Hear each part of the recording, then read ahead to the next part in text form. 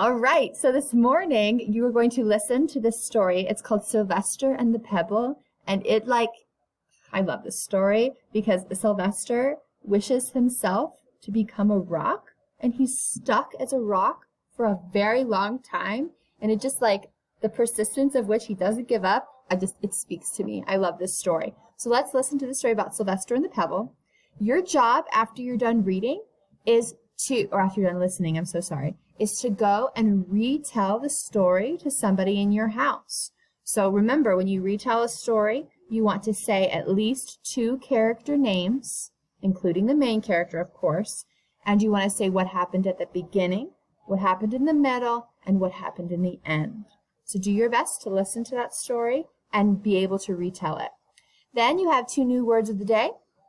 Your words of the day today are to and again.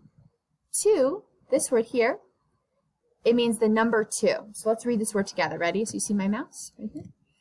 So my turn. The word is to. Your turn.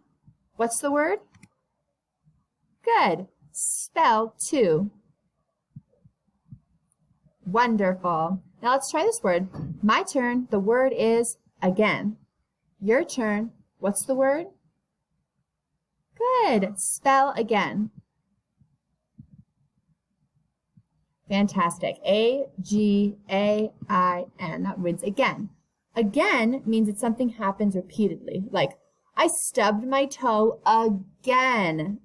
That means I stubbed my toe another time. So one more time, and it's happened in the past.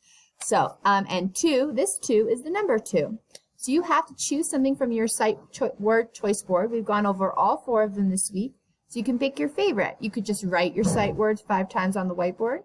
You could rhyme with your sight words. You could do pyramid writing with your sight words, or you can rainbow write your sight words in 5 different colors on that whiteboard app that I showed you. If you need any help, let me know and have a great rest of your day.